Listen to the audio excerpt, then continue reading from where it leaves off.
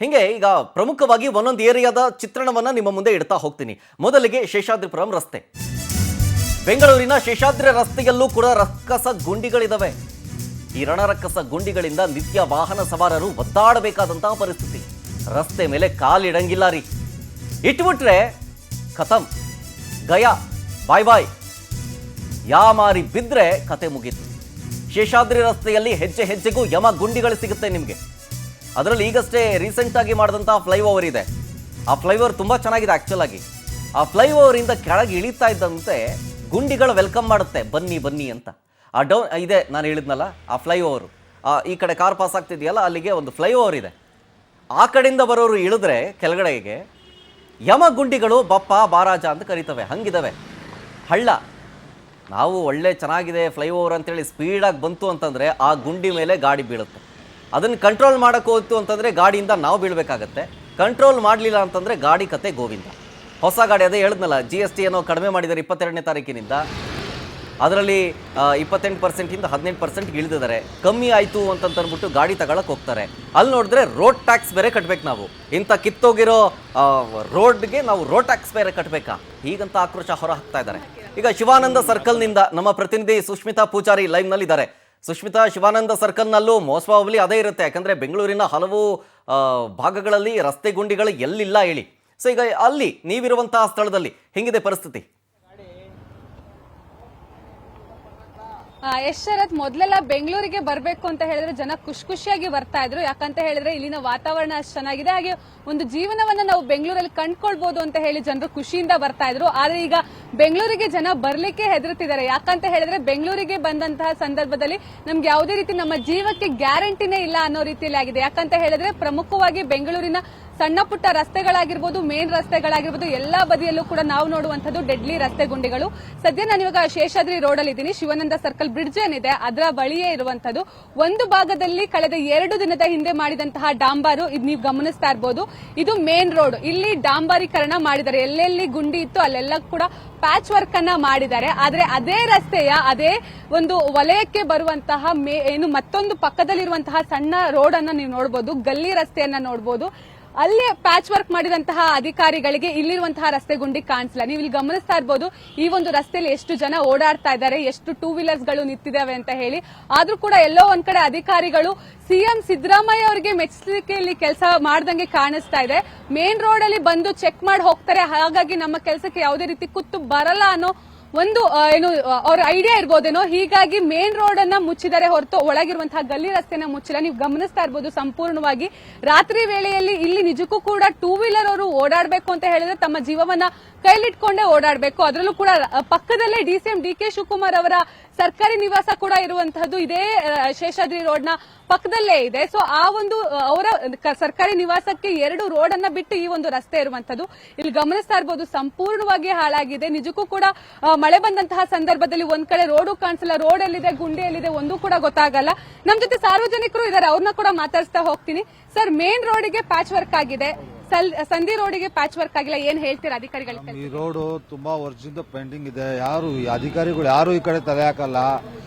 ಈಗ ಮೊನ್ನೆ 3 ದಿನದಿಂದ ಅದು ಬಹಳ ದಿನ ಪೆಂಡಿಂಗ್ ಇತ್ತು. ರೋಡ್ ಕಿತ್ತೋಗಿ ಸಣ್ಣದೊಂದು ಮಳೆ ಬಂದ್ರು ರೋಡ್ ಕಿತ್ತೋಗುತ್ತೆ. ಅದನ್ನ ಸುಮ್ಮನೆ ಬಂದು ಪ್ಯಾಚ್ ಹಾಕಿ ಹೋಗಿದ್ದಾರೆ. ಅದು ಮಾಡಿದವ್ರು ಇದನ್ನ ಮಾಡಿಲ್ಲ. 3 ದಿವಸ ಇದು ಮಾಡಿಲ್ಲ. ಅವ್ರು ಕ್ಯಾರೆ ಮಾಡಲ್ಲ, ತಲೆನೇ ಹಾಕಲ್ಲ ಈ ಕಡೆ. ಈ ಸುಮಾರು ವರ್ಷದಿಂದ ಇದು ರೋಡ್ ರಿಪೇರ್ ಆಗಿದೆ. ಎಷ್ಟೋ ಆ ಗಾಡಿಗಳು ಆಕ್ಸಿಡೆಂಟ್ ಆಗ್ತಾ ಇದ್ದಾವೆ.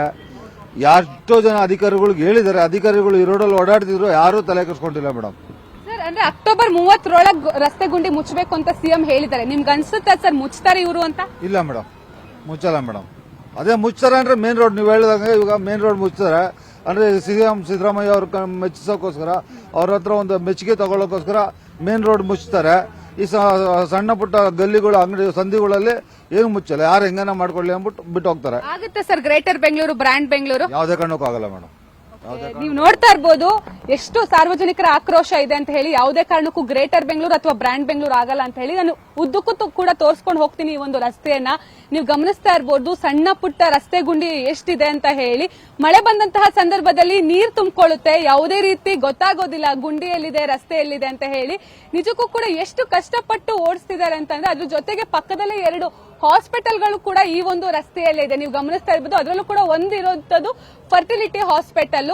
ಈ ಒಂದು ಫರ್ಟಿಲಿಟಿ ಹಾಸ್ಪಿಟಲ್ಗೆ ಸಾಕಷ್ಟು ಜನ ಗರ್ಭಿಣಿಯರು ಬರ್ತಾರೆ, ಸಾಕಷ್ಟು ಜನ ಅಂದ್ರೆ ಮಕ್ಕಳನ್ನ ಕರ್ಕೊಂಡು ಬರ್ತಾರೆ. ಆದ್ರೆ ಇಲ್ಲಿ ಒಂದು ಸರಿಯಾದಂತಹ ರೋಡ್ ವ್ಯವಸ್ಥೆ ಇಲ್ಲ. ಏನು ಅಕ್ಟೋಬರ್ 30ನೇ ತಾರೀಕು ಇನ್ನೊಬ್ರು ಸಾರ್ವಜನಿಕರಿದೆ, ಅವ್ರನ್ನೂ ಕೂಡ ಮಾತಾಡ್ತೀನಿ. ಏನ್ ಹೇಳ್ತೀರಾ ಸರ್? ಎಲ್ಲಿ ನೋಡೋರು ಕೊಂಡಿನಿ ಎಷ್ಟು ಬೇಜಾರಾಗುತ್ತೆ ಬೆಂಗಳೂರಲ್ಲಿ? ಬೇಜಾರು. ಅಲ್ಲಿಂದ ಬರೋಕೆ ಆಯ್ತಾ ಇಲ್ಲ. ಅಲ್ಲಿಂದ ಮಲೇಶ್ವರಮಿಂದ ಬರೋದಕ್ಕೆ ಸೊಂಟ ಬೇನ್ ಬಂದಿದೆ ಆಯ್ತಾ. ಇವಾಗ ಅಂದ್ರೆ ಗಾಡಿ ಓಡಿಸೋದ್ರ ಜೊತೆ ಗಾಡಿಗೂ ದುಡ್ಡು ಹಾಕ್ಬೇಕು, ಆಸ್ಪತ್ರೆಗೂ ದುಡ್ಡು ಹಾಕ್ಬೇಕು. ಸರ್ಕಾರ ಕೊಡ್ಬೇಕು.